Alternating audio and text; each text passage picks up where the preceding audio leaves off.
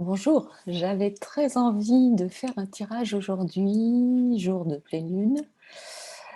Dans ce moment un petit peu de transition, il me semble, entre le couvre-feu, entre le début d'année, ce qui a déjà été acté par nous tous, et cette incertitude vis-à-vis de l'avenir, vis-à-vis de ce qui va nous être proposé comme aménagement autour de la Covid. Tout le stress que ça peut générer, les angoisses chez certains et aussi, toujours l'occasion de progresser avec soi-même dans un contexte incertain justement. Alors je rappelle que l'audace de l'âme n'est absolument pas un oracle prédictif, il ne s'agit pas de prévoir, mais plutôt de mieux voir à l'intérieur de soi ce que cela fait résonner. Donc on n'est pas du tout à l'endroit de la voyance, mais bien à l'endroit d'une aide à une meilleure conscience de soi comme être agissant dans l'environnement. C'est très important pour moi de préciser cela parce que j'ai la conviction que nous possédons toujours, absolument toujours notre libre arbitre et en aucun cas, je voudrais cautionner des partis pris ou des choses qui sont déjà prévues d'avance parce qu'en fait, non, nous avons toujours notre libre arbitre et notre possibilité d'agir sur nous-mêmes et sur notre environnement avec les outils de croissance personnelle que nous développons jour après jour tout au long de nos existences. Aujourd'hui, une dame a témoigné d'avoir acquis l'audace de l'âme à l'âge de 77 ans. Elle continue à œuvrer pour mieux se connaître et je suis très touchée de son témoignage, qu'elle a publié sur la page Facebook du jeu. Je l'en remercie grandement parce que je trouve que c'est merveilleux de chercher encore et encore à mieux se connaître à tout âge de la vie. Voilà, donc quel est notre fond énergétique du moment? Quel est notre, alors je pose cette question par rapport peut-être à des inquiétudes, entre les uns et les autres qui peuvent parfois se partager ou un petit peu nous fatiguer, nous anéantir. Alors quel est le fond, que va nous donner le jeu oracle? Je tire la carte et là, je tombe sur celle-ci, qui est le masculin. Alors la carte du masculin, comme vous le voyez, est très lumineuse.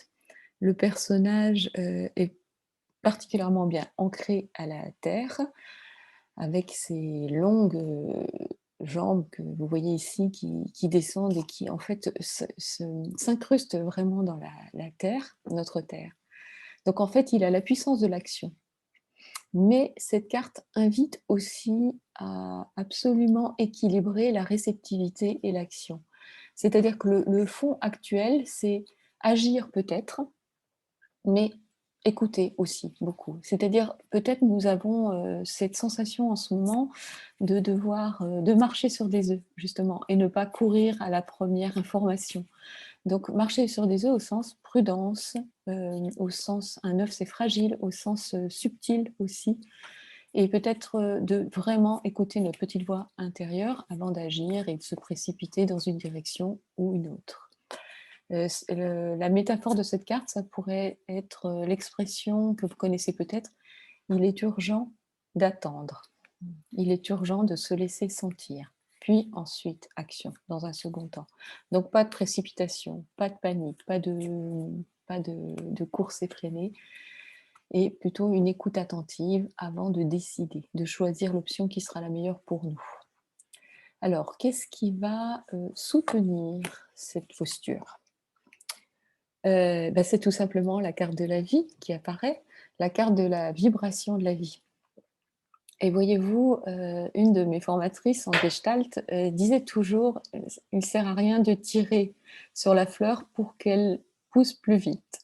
Et en effet, éclore, ça ne veut pas dire, courir, ça ne veut pas dire se précipiter. Bien au contraire, c'est suivre un processus, accepter. Là, on entend de plus en plus souvent des personnes dire: «Il y en a pour un moment». Et oui, il y en a pour un moment, mais ça nous donne aussi le temps de nous ajuster au mieux avec ce qui nous arrive.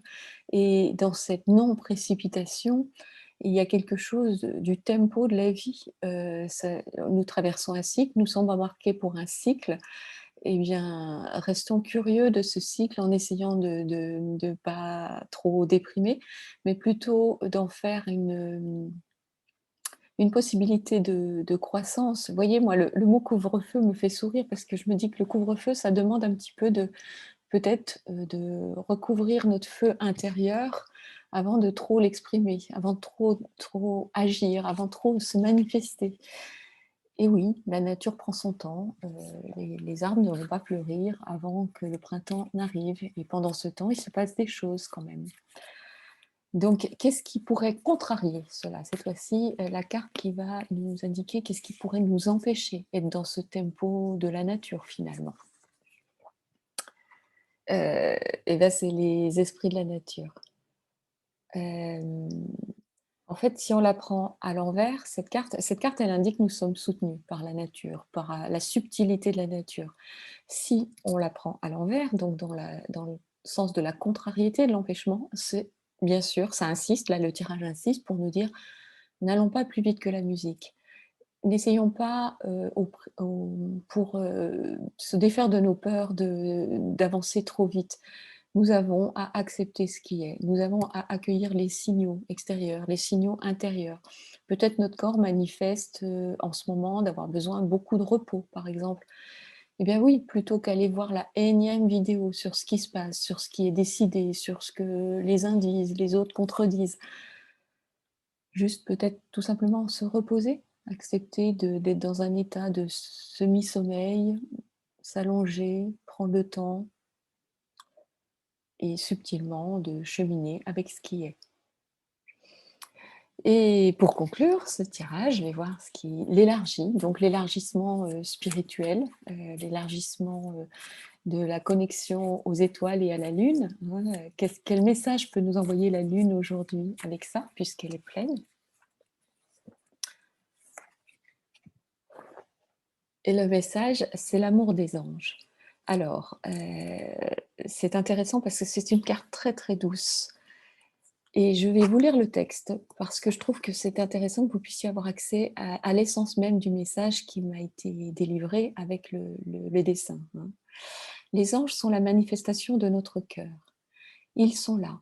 Ils manifestent une présence dans une grâce infinie. Ils effleurent ils effleurent non pas notre corps, mais notre cœur. Il touche notre sensibilité au plus profond dans son espace le plus précieux, c'est-à-dire le cœur de notre cœur. Et si nous avons le cœur gros, nous pouvons les appeler. Ils balayent nos peines et libèrent le cœur de ce fatras trop lourd. Ils viennent à notre secours. Pensez-vous à demander de l'aide? Sans ça, vous ne pourrez y accéder. Donc le message, c'est vraiment, l'idée de voilà, il y a des choses qui nous dépassent, qui sont peut-être un peu compliquées en ce moment ou pour nous, pour notre entourage. Nous nous sentons peut-être empêchés, mais il s'agit en effet de se recueillir dans l'espace du cœur, d'aller, chercher là, quêter là de l'aide, comme un enfant irait demander à son papa, à sa maman, du soutien pour passer un moment où il se sent triste, apeuré. Confiance, nous sommes aidés.